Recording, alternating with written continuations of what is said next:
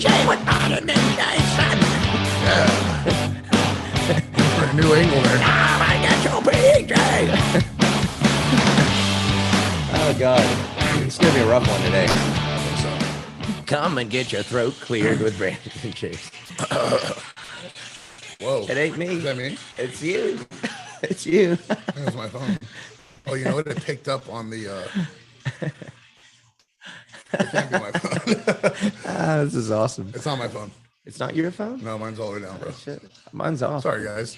Mine's off. Technical difficulties. Might be mine. That was Who yours. knows? It just Oh, shit. stopped. I'm high.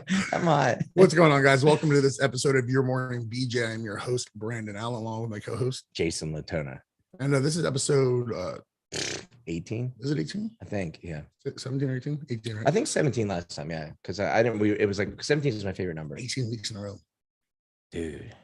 In a So- row. I've never done, I don't have that much. I wish I had that much commitment with my wife. I don't think I've even been like faithful 18 weeks in a row. Oh, yeah. I don't think you told your lover in 18 weeks. Ow. Not in a row. Should probably do it right now. Yeah, I love you, Bubby doll. She knows I love her. I tell her I love her too much. I don't even let 18 minutes go without telling her. That's how it should be. I tell her all the time. You never know, we might lose her, you know. I don't want to lose her. No, I'm talking about you're getting old. I'm saying. Oh, shit. I was like, you mean, yeah, fuck, man. I'm depressed as fuck right now. Shit. Yeah, so this is a fun episode. We're pretty excited to have on our guest tonight. We got on Chance Shaw, the tugboat. From Orlando, Florida. Give them some applause. Jeez, Jamie. She's high and drunk too. Yeah, so we're super excited for that. Obviously, I've been working with Chance in his weight training, stuff non-arm wrestling specific. But again, we'll talk about that more when it comes on. Wow, what a week! I was gonna say, and Chance had a big match this weekend. Yeah. With Huge Sean match. Hutchins. So yeah. So we're gonna talk about all that. But yeah, I know what you're gonna say. You got to segue. Yeah, I was just saying, what a weekend. So much has happened. There's been so much fun stuff to talk about. Yeah. We got RVJ put out a video talking about PEDs. So it's pretty funny. It just goes to show when I laugh when people in the comments are saying, "Oh, he's on gear" or something like that. I'm like, clearly he's not. Okay. Because he doesn't know what he's talking about. Okay. Do you think he is? Here's my thing. I don't think This is something I said on my live today. Again, this is not against RV. Anyone I thinks think that running gear means that you're not going to get injured obviously has no idea what gear is. well, about. I get that too. But here's my thing about it. Like, and this is going to be an obscure reference, I think. But I said it on my live this morning, and the few people that were in there were like, "Dude, totally agree with you about this." What I said. It reminds me of when dudes are really like when I remember being in high school and there's like certain dudes or growing up, certain dudes are really homophobic, right? And you're like, "Oh, fuck that's gay, man, I'm gay," and they're really homophobic. It's like my dog. And yeah, I know it. But turns out, and those guys later on, you turn out to be gay, right? Okay, so you think he's overcompensating, hating? I'm not. hating No, juicers, I'm not because he's saying. juicing? Well, I'm not saying he's doing that. Of course not. So, because again, I think Rob, one of my favorite guests we ever had on here. I think he's an awesome dude. It's just weird to me that it bothers him so much. In that same vein, you get what I'm saying? Sure. I think it's weird when a guy's like, "Dude, those guys are gay. What the fuck? We don't gay." I don't give a shit if you're gay or not. I don't give a shit what you are, you know. And I just think it's really weird.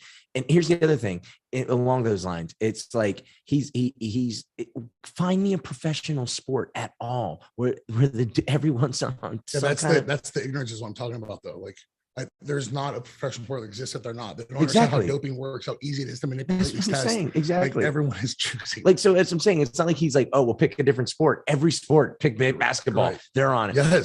Baseball, Growth they're hormone, on yeah, exactly, everything, and yes. they're on even better and better stuff because they can afford it. Well, at and then their you get salaries. designer drugs that have never been made. They're a new molecule structure completely, so it's untestable. Like, you can't just like take a test like, "Oh, he's on drugs." Yeah, like, you people need a don't know test that. for that drug. Yeah, Like, exactly. is he on this drug? Is he on this drug? Like, there's no way of, Right. there's no like test that tells you. Like, you don't take a test and it says, "Oh, he's on pot." Or Yeah, that's and blow. exactly. You test him for pot or blow. Exactly.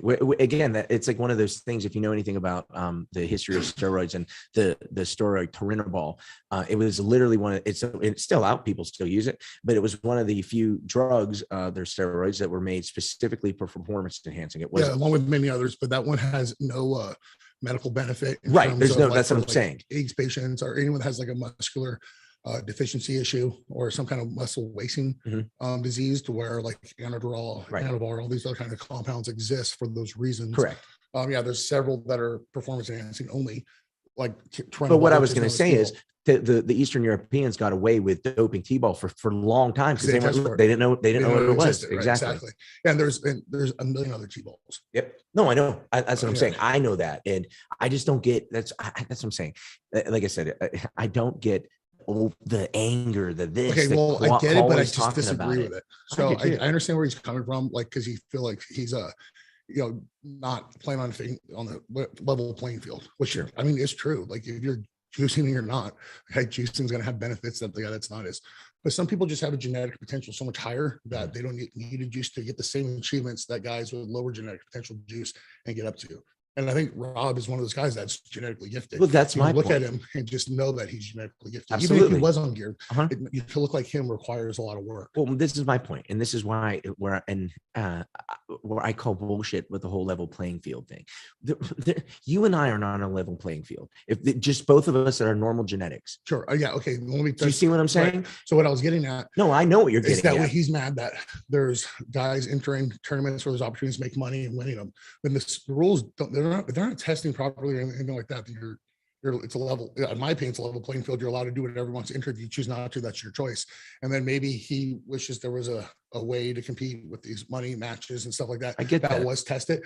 It's up to you, not up to you. Your guys that want to get tested. Are you going to pay a $200 entry fee into an arm wrestling tournament? Because that's what it's going to cost you. Because tests aren't cheap. And no promoter is going to be like, yeah, we're just going to cover the cost of all these tests and add another 20 grand onto the bill for no reason to prove that it's not tested. That just doesn't work that way. It doesn't make sense financially. No one will do it. That's why even in tested federations and powerlifting, for example, or other strength sports, powerlifting ones that I'm familiar with, so I can say, like to say that everyone in it is not juicing is a complete lie. Yeah. Like they test at a very strict, hard way, but only like 2% of the lifters get tested. Even as an example, and I'm sure you know this too, or people don't know even this, when they have natural body shows, you just have to be clean for 6 months. Yeah, I know.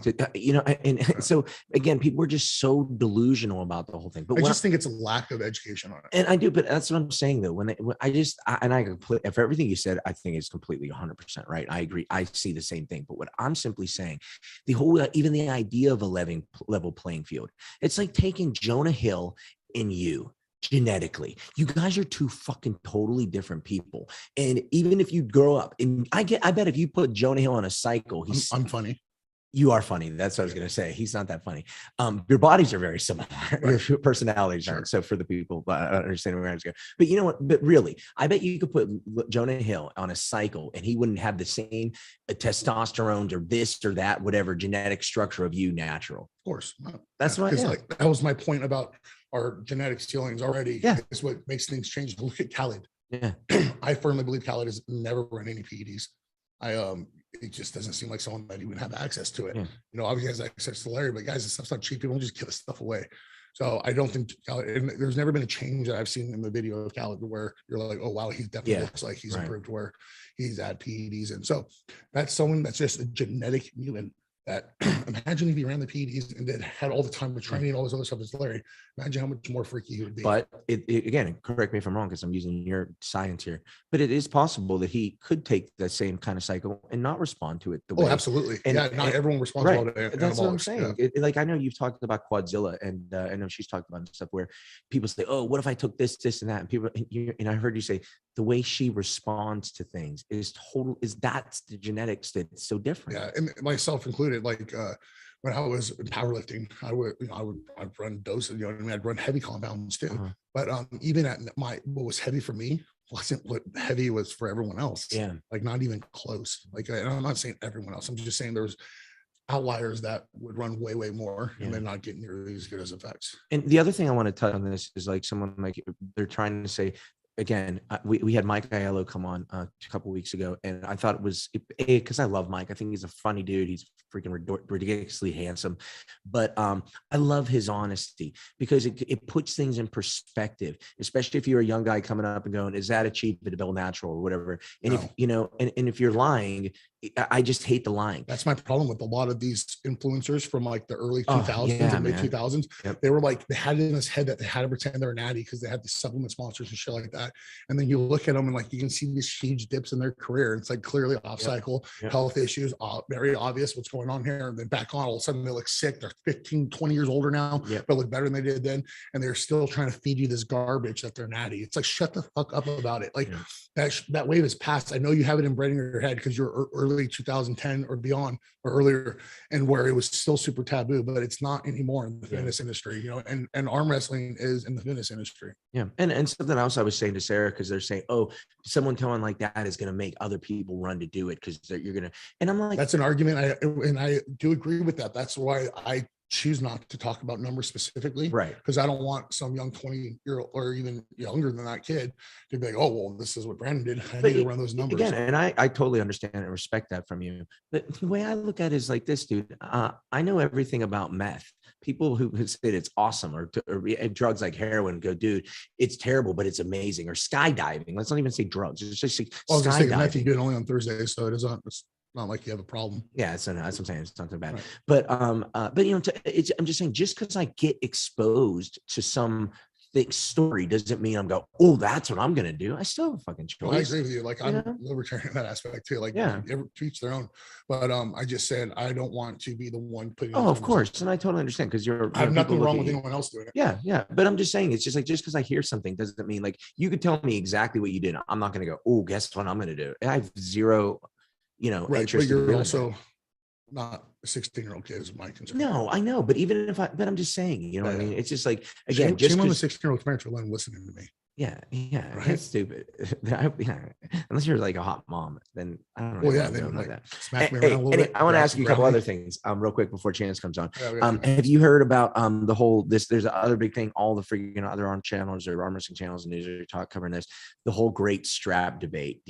What do you think about it? What's your opinion on it? Do you think the strap has to be earned? What do you think? I think that the way that the contract was written and the way that it was signed is the way that the match used to happen. I agree with that. And whether you care about the strap or not, that's irrelevant. This is a business. This isn't some weekend tournament that you're doing in your local city or some little super match you have with a dude down the street for $200 or whatever it is. This is a lot of money. This is a livelihood. This is careers on the line. There's a lot to it. The travel, there's so much risk involved. And these guys aren't agreeing to do this stuff for nothing. So you can't just change these rules. Like I said, this isn't some little Yahoo event. This is a big deal. I completely agree with that. I completely agree with that. I think that Devin has all the power in his hands right now. And if I were him, how I would handle it, like renegotiate the contract. Yeah. Okay, well, I agree to it. Whatever the X amount of dollars is for this match and this rule setting, you guys want to change that on me? Well, here we go. We're going to do it this way then. And then they, okay, well, I already signed what you guys already agreed to do. I'm showing up on this day ready to do it with the strap. If you change things on you, that's fine. I'm not doing it. I get my money. Yeah. I'm not sure how the contract went. I'm not a lawyer. I'm just saying that I completely agree with you. I completely agree. I don't think that's negotiable. I think if you signed a contract, you follow the contract. Right. I'm just saying, what do you think about the whole idea of the 30-second strap rule? Do you think the arm wrestler should have to earn the strap, or the strap should just, like Devin's basically saying he thinks arm wrestling should start in the strap? Yeah, I don't have a problem with that. Obviously, I like the strap. I'm a strap puller. I do much better in the strap. But again, I can see how the purist would not like it. I think it should just depend on the federation. If Core Sports wants to do it with the strap, that's awesome, because there's guys that want that format to do it, just like Wall was. Yeah. And if you're someone that doesn't want it, then avoid Core Sports and don't accept any matches. Simple as that. Like, then you don't get to get on that big stage. Yeah. Those are the rules that make the match more interesting, is in a strap. And as opposed to the, if you don't know arm wrestling, every time when I first started watching arm wrestling, I'm like, what is going on? Like, what is this stuff? Like, I don't understand. All this time they just wasted. They're sitting up there fighting for a minute. I watched it, and then they just slip. What the hell happened? Mm-hmm. And it, as a new, the whole point is we're trying to grow and bring new eyes in the sport. That's what Core Sports is that it's bringing new audience in through Larry. So I love the format that it is because of that reason. I think it should stay the way it is. Yeah, I couldn't agree more with the whole idea of, as an arm wrestler, I like arm wrestling without the strap. starting and earning the slip as an arm wrestler, but as someone who with the entertainment value and be able to separate it and look it from the outside in, I completely agree. Right. This whole two guys holding fingers is a really weird, very thing. off-putting. No different to me than the King's move. I understand it from a point. Oh, it's ugly to see. If you're not an when arm wrestler, you know underneath, what's going on. and when you see Dave Chafee and Devin's match, that was the ugliest match in the history of arm wrestling. Oh yeah. You know, well, I mean, even Dave and Alex, there's King's move. Yeah, but again, it's different. I don't mind the open hand talk. Larry, I agree. Both below the table. Yeah, and it should have been called a foul. Yeah, so I don't see all the waves of hate on that. See, that's the thing. So the non-arm wrestlers, like for watching Larry's match with me, that were bombarding me with hate about it. Yeah, or non-arm wrestlers. They don't understand. But you get it. You understand it. Of course. No, 100% I agree. We're able to separate ourselves as like going, hey. So if they want to make that format to where you can't drop below the table, or you get a foul or a running foul, which I like the way it was in the original running foul. I think that works. Yeah. You pop down there, get that pronation, you got to get back up. Mm-hmm. I think that's fine. Yeah, no, I do too. I just think, like I said, as a purist, I like the strap. I mean, I like earning the strap. As someone looking at the sport from a fan's point of view, I just look at it as some equipment or whatever. Right. Is Chance going to jump on? Yeah, he should be jumping on. Oh, did I not send him the link? Oh shit, I didn't send him the link. This episode is broad. We didn't even do our sponsors. Our sponsors are Filthy Power Industries. It's that guy. If you want to go to Filthy Power Industries, this is .com, right? I'm saying it right. Use the code YourMorningBJ15, save 50% off your order. And me, my wife, the Good Polas. Sorry about that. Head over to @GoodPolas on Instagram. Takes you a link to our Square site. Again, use the code YourMorningBJ15, and you can save 50% off your order. That's our sponsors. Now we have a link sent. There we go. In Brandon's defense, his internet's so fast, it thought of it. It sucks. But I'm saying it thought of it before you thought of it. Look at that handsome feller. What's up, guys? How you doing, Chance? Thanks for joining us. Sorry about that delay, sir. I got carried away in the conversation. I forgot to send you the link. We're on a spicy one, Chance. So. I had it sitting there. Yeah, we got a little involved in something, but we'll curb that for after this interview. Yes, sir. So, Chance Shaw, how you doing, sir? I'm doing really well. Thanks for having me on. How are you guys? Where are you? Where are you now? Like, geez, like this guy's all over the place. Yeah, I'm back home. I got home last night. Got home last night. So I'm in Orlando.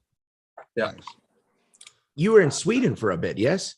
I was in Sweden for 10 weeks. That's so from time. Like mid-January, and then we got back just under 2 weeks ago. And when you say we, it's you and your lady? Yeah, me and Maggie. Okay, awesome. Yeah, how was that? I mean, how was the whole experience? Was that your first time overseas or anything like that? Or No. It's not my first time overseas. It's not my first time in Sweden. It's my first extended trip. Like 10 weeks is a really long time.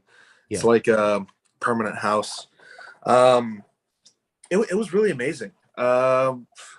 The whole purpose of the trip was to sit down and go somewhere where I don't have any distractions. So I don't have my friends saying, hey, you want to go out?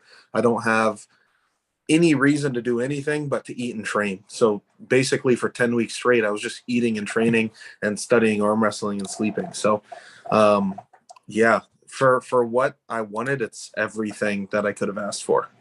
I was going to ask, what if you had to say there's one thing you got the most and you're like, it was worth it just for that, what would that be?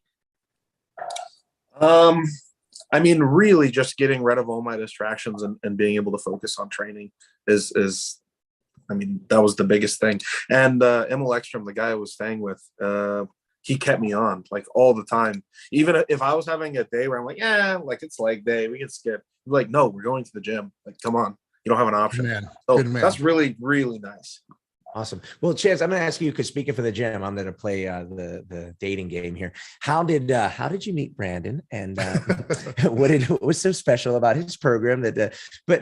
Tell me and tell everyone else how did because it's mentioned now a couple times. Godzilla even poking at it on his little after video after your match with him. But how did you and Brandon link up, and what was the whole process like? Who led who to who? It was Grinder or? He subbed to my OnlyFans. Okay, that's what my second guess was. You know, my memory's kind of crap when it comes to stuff like that. I'm pretty sure I DM'd you on Instagram, Brandon. Is that right? Yeah, we started talking back and forth about training. I don't remember specifics on how it went, but basically, I think originally maybe you reached out about a match that was supposed to happen. Oh yeah, that's right. That's how we first started talking, because I was trying to put up the match with him and Eric's photo, Sure, right. which ended up falling through. Mhm. And then Mike came in and pulled in. We remember how that went. Wait, who? Eric who? Yeah. I never heard of her. Mike single-handedly put Eric out. Yeah, no. So yeah, that's how we first started talking. And then as time progressed, I think just kind of bullshitting back and forth, and then talking, asking about training, what he's doing, getting ideas from him on my own training, things like that. And then I just started working with him with his general strength, because I was surprised, that he wasn't doing any of that kind of training. Yeah. And obviously when we first started, Chance is a guy that hasn't been doing that kind of training and progressed super quick. I think we're 3 months in now or something like that. And he's made huge strides already. Maybe 4, I don't remember, 3 months, I believe. So this is going to be the 3rd month. So really we've done two months worth of actual training. Right, 2 months of training, and we're on the 3rd month, right? And how different was that from you from, so typically what was your training like before? Simply arm wrestling, specific table only, or how was that going? My training was like almost nothing. I'm a really lazy guy. So like I would say, oh yeah, I'm in the gym, but realistically I was in the gym maybe like once a week at most, maybe once every other week. And I'd just do whatever I felt like doing, which most days was bench. So I just go in and bench and maybe do some incline dumbbells and sit in the sauna for 20 minutes and go home. That was the extent of my gym training. As far as arm wrestling goes, I just went to practice every week, every Sunday with my team in DeLand. And so for the people who don't know, how did your father was an arm wrestler, correct?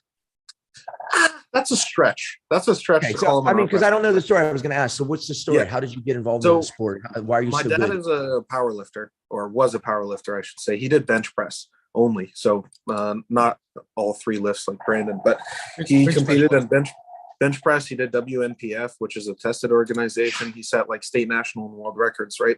So we went to Europa and he was going to enter. It was a bench press competition, but ended up being bench press deadlift, and he doesn't deadlift. So he was like, yeah, arm wrestling is right next to it. Why don't we check that out? He ended up entering in the tournament.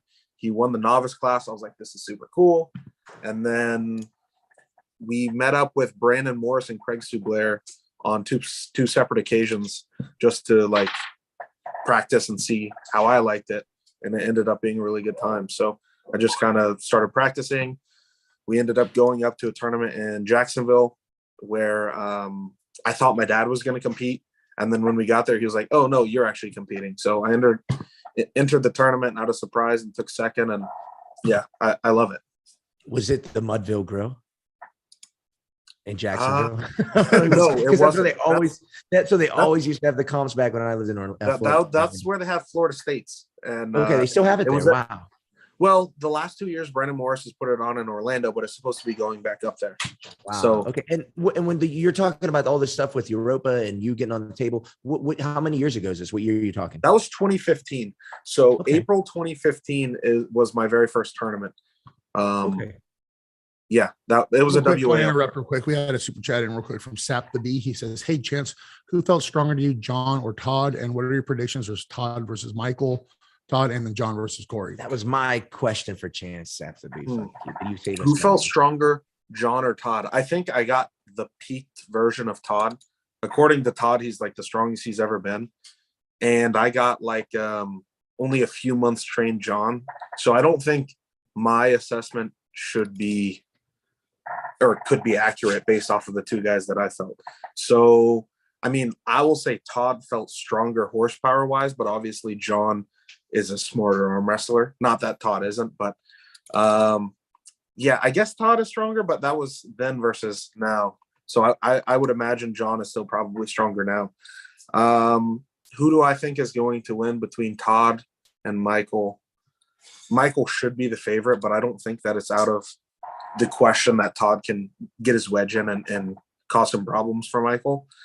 And I would imagine that John's going to beat Corey. So speaking of Todd and your match and everything like that, like I said, this weekend didn't go your way. It was an awesome match to watch. Again, I'm a huge fan of Todd Hutchins. The guy's been so helpful to me and my wife when we got started in arm wrestling, and he's still helping me with my programming.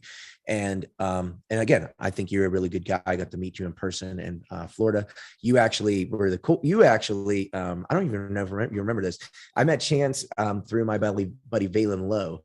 from Singapore, and because he told me that Chan Shaw has WAL on Twitch, and so when we were living in Singapore, that was the only way I could watch it was on your Twitch. And so hopefully the feds don't come get you for that. If not, I was just joking. That was a joke. But that's how I kind of got to meet you, and we became friends on Instagram or Facebook or one of those kind of things. And but so with your match with Todd, what didn't you expect? What makes Todd Hutchins, in your opinion, so good? It's still 50 years old. Well, I'll start with the first part of your question, which was what happened that I expected or that I didn't expect. I thought that it would go quicker one way or the other. I didn't expect the match to stop. I thought either A, I control his hand and I pin him, or B, he sets his wedge and he pins me. I didn't expect that I was going to be close enough strength-wise to draw out the match in any way. So I was really surprised. If you go back and watch my match, round one in the straps, like I hit a little and I'm like, his arm is moving and I scream because I'm like just so psyched up that I've closed the power gap enough to at least make him sweat, make him work. So that was really cool. What makes Todd so good at his age? I think that he trains a lot smarter than just about all arm wrestlers. Like most arm wrestlers don't follow like a proper strength training program. He's been a guy that's followed the Westside Barbell program for a long time. I think that has a lot of benefit. He schedules everything out. He knows what he's going to be training for, how long, for how many reps, for everything. And that's something obviously I recently started doing with Brandon. And I really think that that's a big benefit, rather than saying, oh, I think I'm going to do some some cable work today and then go to arm wrestling practice and then do some bench press. And when you have everything scheduled out, it's a lot better. With your time in Sweden, go ahead. I'm so sorry. Go. No, I was going to say the other thing is that it seems like after him and his wife split, he's been able to focus on arm wrestling more full time, better or worse. Maybe that's what we need to do.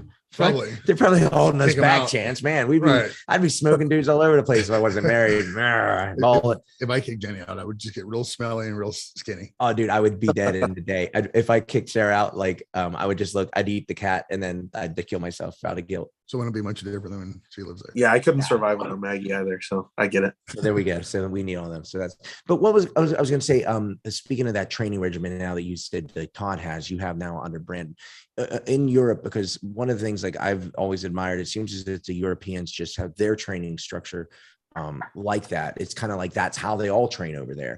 Is that true information, or what did you get out of the time in Sweden that you're like, oh yeah, we're just not doing that in America? Yeah, really nothing, honestly. The only one that really follows a really structured program and has a strength training coach is Tobias Farung, but he's also by far the number one guy in Sweden, both arms. So I think that maybe that's the reason he's so far ahead of everyone else, is because he's following a structured program. And from what I understand, no one else is really doing that. They're just doing their own thing in the gym and going to the weekly practice, and that's it. So yeah, again, I think that that's what sets the good and the great apart. Yeah. So, do you think that that's unique to Sweden, or do you think the Bulgarians, the Romanians, the Latvians, do you think they're all kind of doing that too then? I mean, again, I know I'm guessing you're guessing, but. Yeah. I mean, I know, I've talked to Krasimir and I know what his programming is like, and it's very set and scheduled. I've talked to Giannis. I know what his training program is like, and it's all set and scheduled. So I would imagine that most countries' top athletes are following a different strength training programs, but all strength training programs based off of, whatever has worked for them. Yeah. And that's probably the most important thing to take from all of this.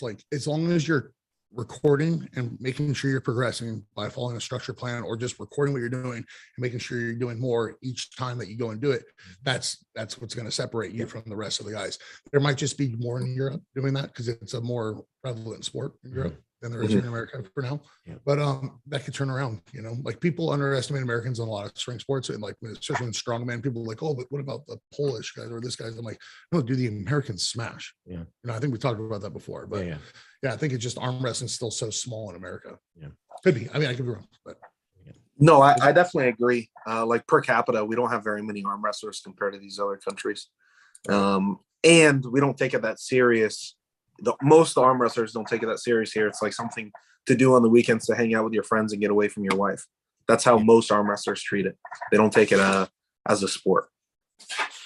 Yeah, and I think that we're starting to see a change in that. Do you get because you correct me if I'm wrong, you do take it serious, right? Chances it's a serious thing for you. Yeah, of course. It's my full-time focus. Okay, that's really all I do. I'm just asking because me and my wife had a debate about this. When someone like Artem Taranenko, who I'm a big fan of, but when he says, arm wrestling is a hobby, does that offend you or does it bother you in any way? Or do you go, that's his perspective, but Yeah, I mean, Artem specifically can never offend me because I don't know. I know how that guy is. He says pretty crazy but stuff. I'm saying, or maybe not, I won't say it as him, but just the idea. In general, no. I don't think that it offends me if someone says it's a hobby and not a sport or whatever. It just seems like it's their perspective, or maybe they're uneducated on the topic. Okay.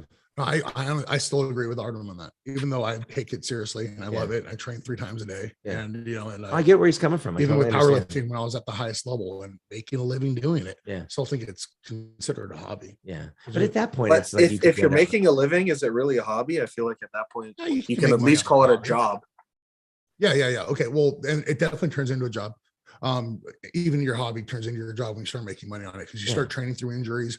You start pushing and then envelope and doing things you probably shouldn't be doing, because that's going to maintain your promotion, which is your social media, which is how you make money through programming or other things, t-shirt sales, things like that. So yeah, I get it in both ways. No, when Sarah and I, when she gives me oral sex, we call it a blow hobby.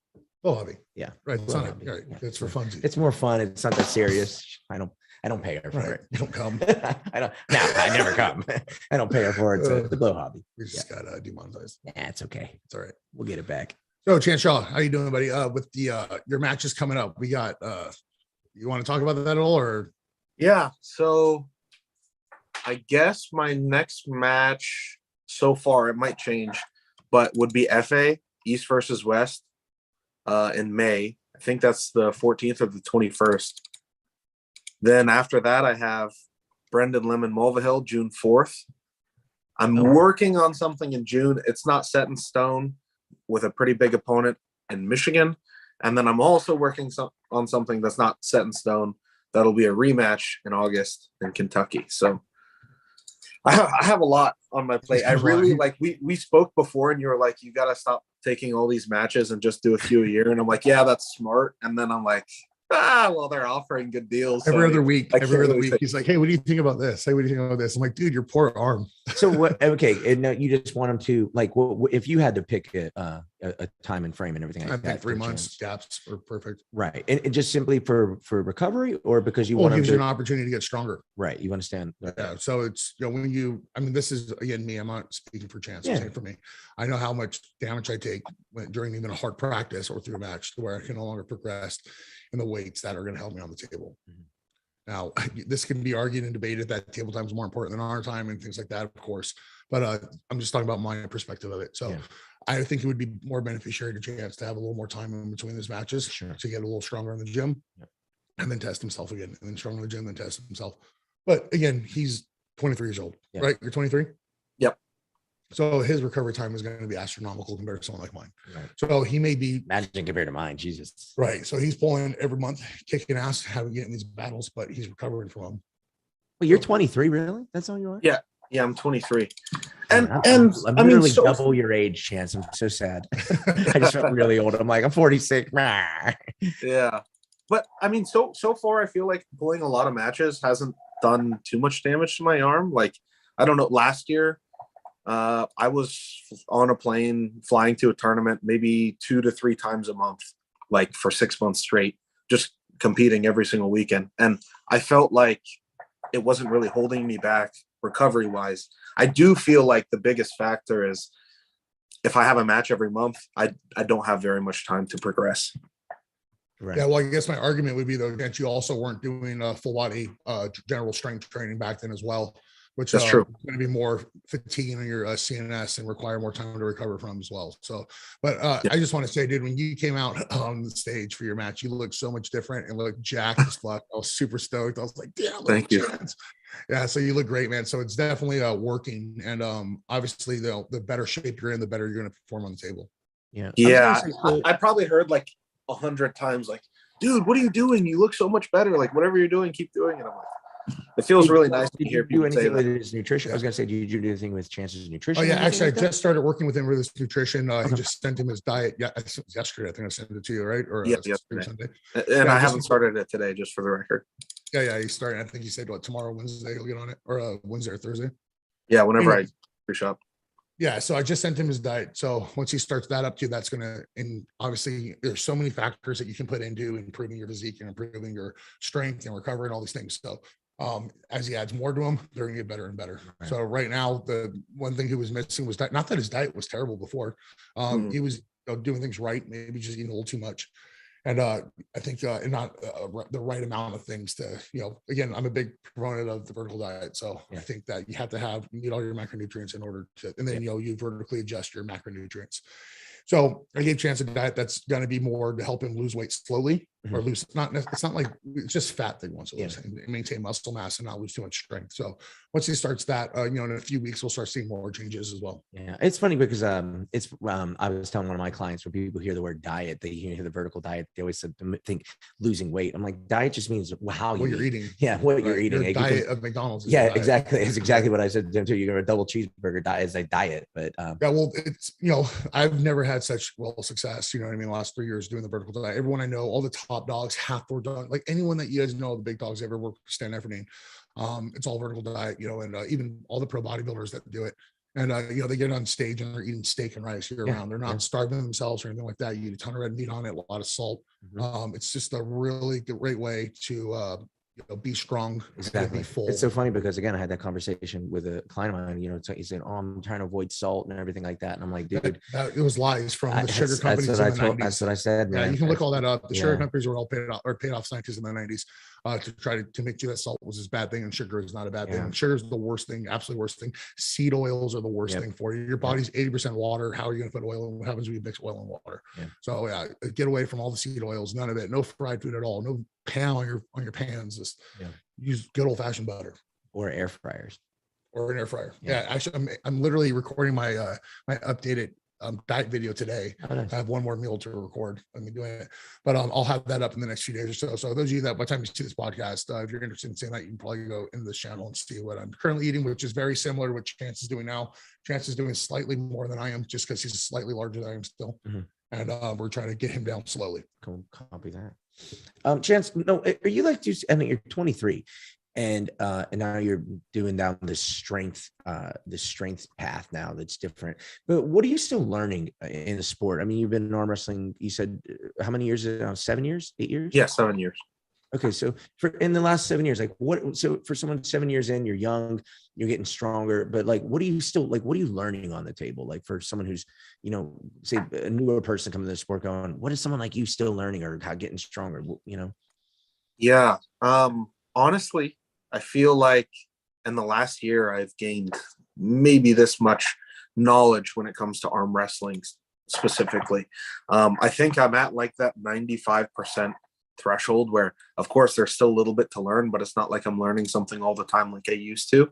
I'm someone who, when I was first starting arm wrestling, the way that I learned was by studying footage and video and figuring out why people are in certain positions and what pressures are causing certain things to happen and stuff like that. So I figured out most of the arm wrestling stuff pretty quick, and I really don't feel like I'm learning a whole lot.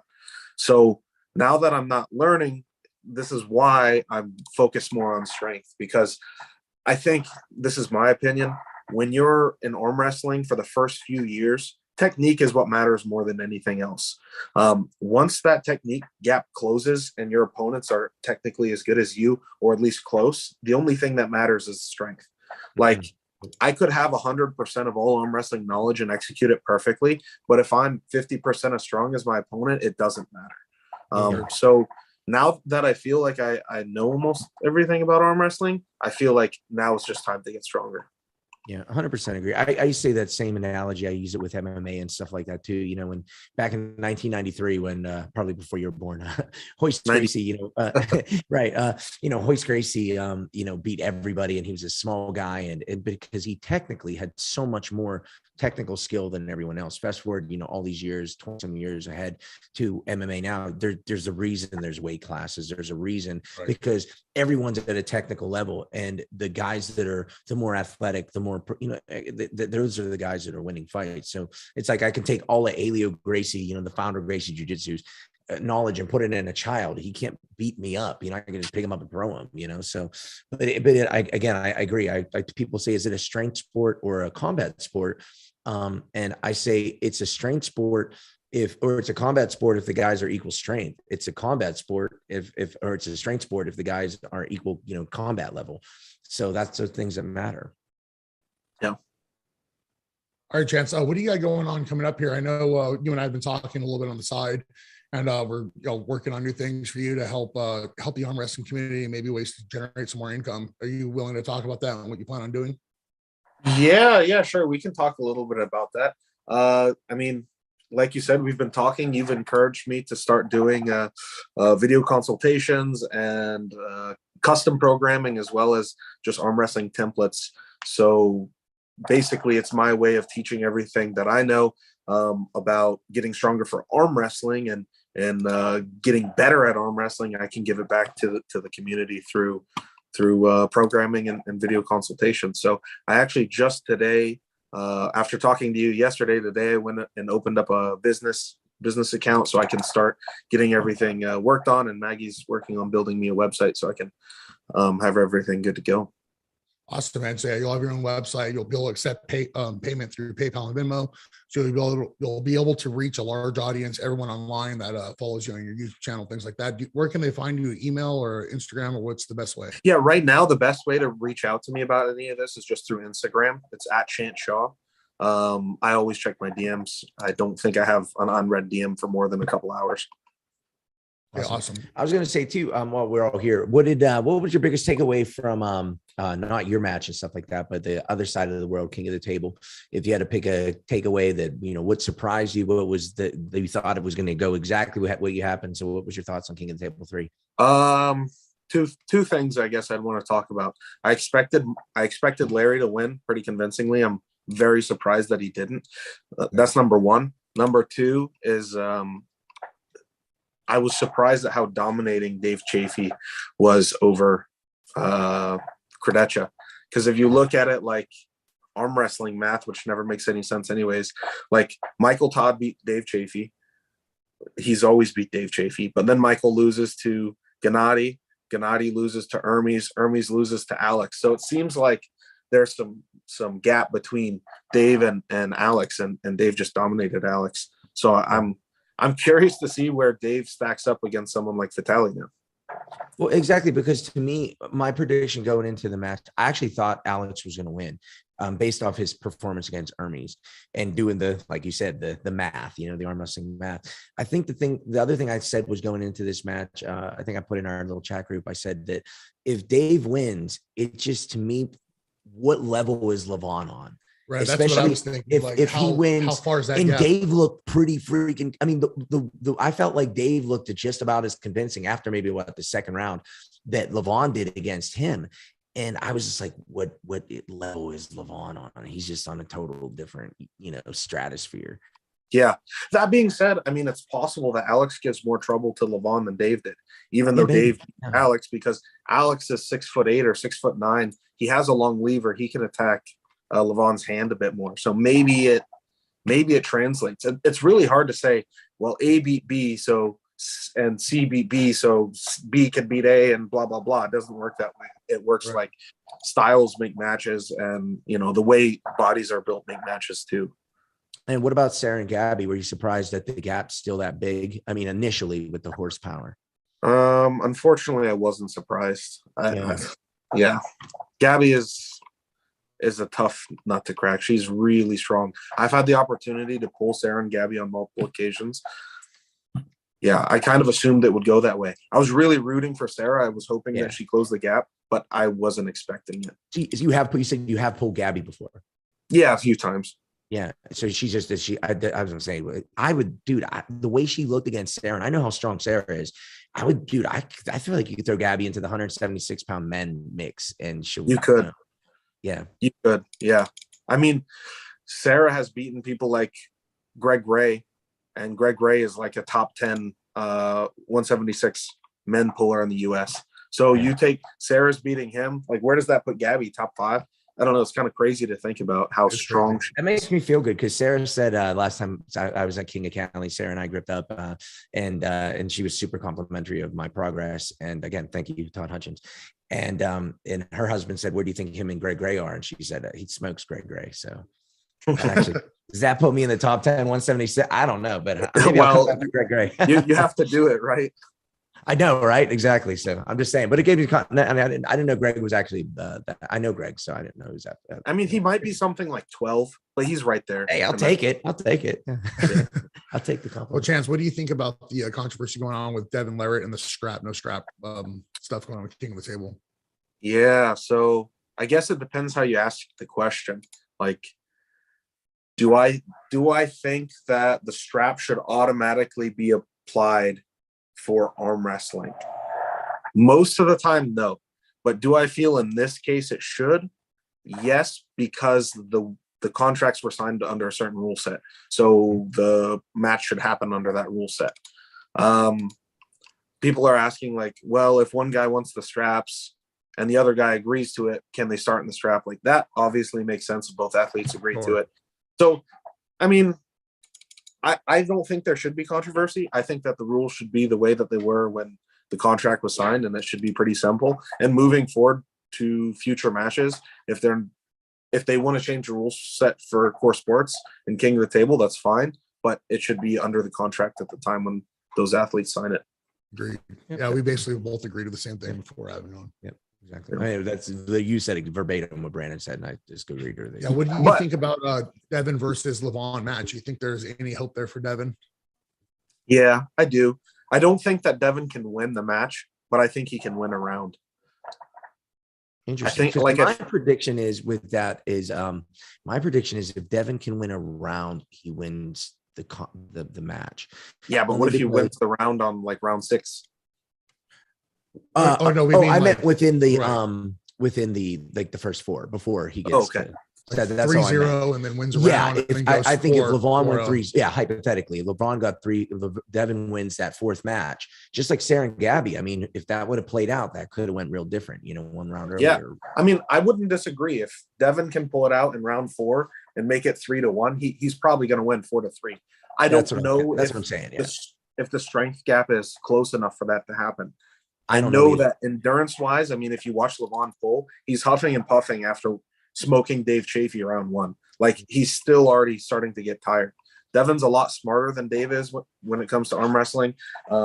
He's going to fatigue him for 60 seconds in the setup. He's going to be grabbing his hand and twisting and going when he shouldn't be going and accruing his fouls. Then the strap gets applied after the 60 or 30 seconds or whatever, or he slips, however they decide the rule set. The same thing. The whole time he's going to be squeezing and moving and taking a foul. And then he's going to be doing everything in his power to fatigue Levon. So even if the strength gap is not super close, eventually it's going to wear on Levon before it wears on Devin. I agree with that. Hopefully he's strong enough to do it. I know, it'd be so cool to see. It really would be. Yeah, I'm rooting for him for sure. Yeah.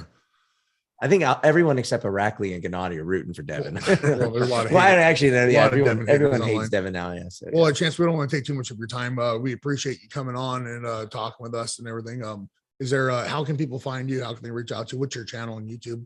Yeah, YouTube is just Chance Shaw. Instagram, Chance Shaw, @Chance Shaw, no spaces. Facebook, Chance Shaw. I mean, everything is basically just Chance Shaw. Reach out to me, DM me if you have any questions. If you want to work with me, you can reach me through Instagram. That's going to be the easiest way. Facebook messages get kind of flooded, so I don't check those as much. But yeah, just reach out to me and make sure you subscribe to my channel. If you're looking at my socials anyways. Yeah, awesome. Cool, brother. Thanks for having you on. And I think, thanks for coming on. But I was going to say, and hopefully we'll see you in Orlando sooner than later. Yeah. Thanks for having me on, guys. I appreciate it. All right, brother. I'll talk to you soon. See you, Chance. Yeah. That's a good one. I'm so high. And I have to pee so bad. I gotta drink 30 gallons of water a day. Were you gonna plug this? I was going to plug this earlier. Yeah. So, guys, right now I have filthy powder samples. Get it there. And so the first 10 orders, $50 or more at filthypowersindustries.com will get a free powder sample. It smells delicious. You're not going to want to miss this one. You gotta tell them it is name. It is an 8-ball. It is an 8-ball in terms of size. It. Sniff, don't snort. Nice. It's actually 5 grams. Oh, not 3.5. I love it. No, they do. They smell fantastic. I know I saw it here. I don't want the 8-ball. I just thought it was I know cool. what I start ranting or something earlier. Probably, yeah. I don't know. We were both on a hot one. We were both on a sick one. But no, I mean, I love everything that Chance said. I mean, that's really cool that you guys are working together and all that kind of stuff like that. So I'm really excited for him. You know what I mean? Especially following the diet that I follow is expensive. Bison is expensive, things like that. So he was saying like, okay, I think I'm going to pick up a job to afford all this food and stuff. I'm like, why aren't you offering online programming, dude, and coaching? And, he just, wasn't aware of what to do. And so I just kind of guided him. You're like a muscular Yoda. You're like, or like a mentor, but sure. Okay. Or, I mean, or that, sure. That's kind of gay, but I like muscly Yoda. Anyways, just kind of pointing him in the right direction. He's going to get that going soon. Sick. I'll be helping him just as he starts to make sure, he's confident. I need a lot of help in my life. Just so when this shuts off, you get 23. You can, no, I'm more, I got less time. He got time to figure it out. You're on your way out. Yeah. I'm going to say, he got time to figure it out. Chance could suffer for fuck Chance, like give him to me. Yeah, I know. So I'm excited for Chance to start doing that. And obviously, like he said, reach out to him if you're interested. Obviously I'm willing to help you and stuff like that. But if you're looking for technical arm wrestling advice, I think Chance would be a better option than me. Especially doing the video formatting where you can he'll offer video phone calls for a time. You pay whatever it is, and then you get that time to work with him on the phone or doing custom programming for you. Things that work for him got him where he's at. Yeah, it's cool though. Yeah, what are we gonna do? I feel like we covered everything actually. No, there was more stuff we wanted to talk about. Did you? We were kind of talking about Rob a little bit, but I think we fizzled. Yeah, I think we said everything about that. I was gonna say about we did not cover that. Mikey wasn't too happy about that. Oh no, I don't know anything about that. You're the one that said it though. Well, I saw it online. Okay. I don't like I guess I did talk to Mike, but okay. I saw it online. Yeah. All right. Well, yeah. It was pretty funny. Those you get, Oh, yeah. Caroline Lou, we got a $5 super chat from Caroline. Way to go, Chance. You look jacked. You looked like a jacked beast, same as your dad in his prime. Awesome. I wish we got that before he got off. He would like to hear that. Yeah. Doing Chance came up on that. By the way, that Michigan arm wrestling feed was amazing. Oh, it's great. Yeah. As $5 is great. I wish more people would have supported it. I don't know if everyone did or not. I know that even while I was watching or not, I was going to buy it. Talk about efficiency is how we match. Dude, it was great. Awesome. Dude, it was quick, no bullshit, no intervention. No, it just went and there was good camera angles. There was the big stage, so all the audience was out of the way. It wasn't blurred background. It wasn't too busy. I thought it was amazing. I thought it was great. No, me too. Pretty made a good point in Pretty's video saying how it was just undercarded. Oh yeah, and under promoted. Well, I think again, if you're an arm wrestling fan, there's really one match. I mean, unless you're super duper hardcore, I mean, there really was one match to watch. Me personally, I bought that for one match for Todd and Chance. Of course. And again, just to support I love supporting these things, sure. but I think if they would have had maybe just another kind of high profile match on there, probably would have doubled the business. No, I honestly believe it just got put in the shadow of King of the Table. So I mean, King of the Table got pushed back a week. If we all remember, it was supposed to be on May 26th. It got pushed back a week and then got, constant. It was happening the same week as that. They planned that to be not the same week as King of the Table, and they get changed. What are they going to change their whole promotion again? So I believe that's what happened. And a lot of people didn't know where to find it either. Yeah. So a good point, like Pretty said, was under promoted. Yeah. I knew about it obviously because I was invested in Chance and I wanted to see, sure. Yeah. Even for me, it was difficult. I had to go 3 different Facebook pages before I could find it because I was I had several DMs about it. Yeah. And I don't usually get DMs on Instagram too much from arm wrestlers. It's more powerlifting. Yeah. I had a few DMs. Hey, where's the Chain Showman? It was. I agree with that. Yeah. Yeah. So, but again, it is what it is. Hopefully they do better at their next one after promoting. It looked like an awesome event. It looked they were giving out gorilla trophies. Yeah, they look cool. And They I look heard really like there cool. was like so many hundreds of competitors that got signed up. So It's awesome. yeah, it was really So cool. I'm sure they killed it in terms of the registration. Oh yeah, I would imagine that too. Yeah. But obviously you want everything to do well. I don't know that they didn't do well on pay-per-view. Here I am just acting like I know. You know everything. What are you talking Right. about? Well, no, I just didn't hear much people talking about it. Right. No, same. And then you have the dorks online. Where's it for free? Where's it for free? Yeah. That drives me crazy, man. You Yeah. guys have no idea how much goes into all this and how to run an event, and then you want it for free. Yeah. Again, as people are ignorant, I get it from both sides. But again, to me, if it's something you want, If you want it for free, you need to watch the next king of the next Monster Michael Todd. He does. He is giving a good free video. Monster Michael Todd's next event will be free at the Monster Factory. It'll be that's the Todd Hutchins versus Monster Michael Todd, and then John Brzezinski versus Corey West. So be sure to tune in for that one. If you are a member of his channel, I believe there's like after content footage. Yeah.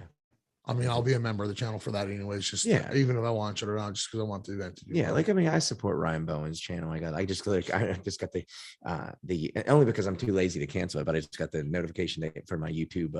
He took the automatic payment of $4.99. So I'm still supporting you, Ryan. I really hope I get a match with Ryan this year. Yeah, that'd be cool. Yeah. What do you think about I saw some people table 5? Well, and you versus Khaled. Oh, I would take that match on. Yeah, I was gonna say, what do you think of that match? Yeah. No, I love Larry. I just don't know that he I think that I would be able to get out of his hand. Yeah, you being Khaled's. That's what I'm saying. Larry didn't necessarily know what to do. Yeah. You're someone like a huge hand like that's containing back pressure. You dive in. I just don't want. That's the thing. I heard everyone telling him keep back pressure. When a guy's got a dominant hand and you want to get into the hook, you gotta pull back pressure so you can shoot your elbow. Dive underneath. Come if you're trying forward. to get out of it.